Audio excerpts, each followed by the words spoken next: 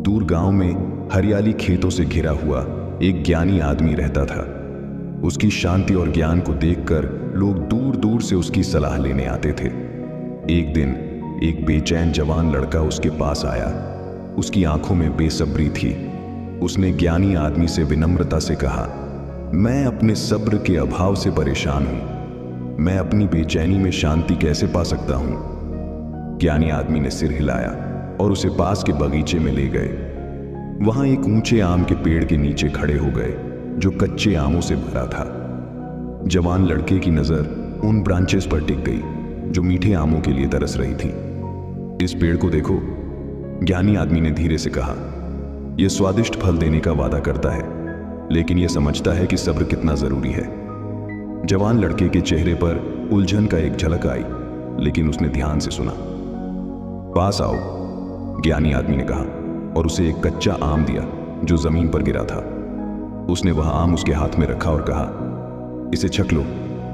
जवान लड़के ने आम का एक टुकड़ा काटा और तुरंत ही उसका खट्टा स्वाद महसूस किया, जिससे उसकी भवें सिकुड़ गईं।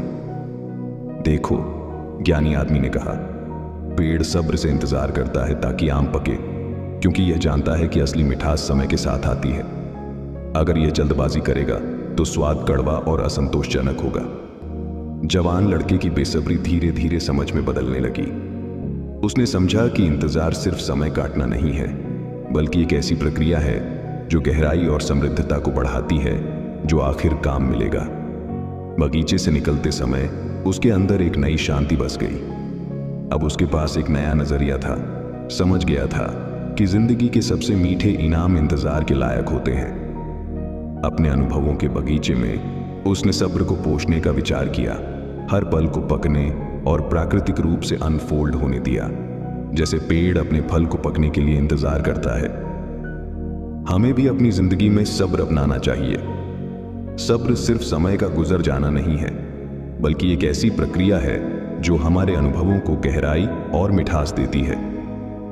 सब्र हमारे जीवन में शांति और संतुष्टि लाता है और हमें मंजिल से ज्यादा यात्रा की कदर करना सिखाता है।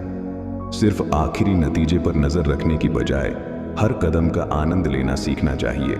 उन सबक और अनुभवों को अपनाना चाहिए जो हमें बदलते हैं। ये वीडियो आपको पसंद आई है तो प्लीज द केपीजे को सब्सक्राइब करें और अपना विचार कमेंट में बताएं। अपने दोस्तों के साथ शेयर करें। धन्यवाद।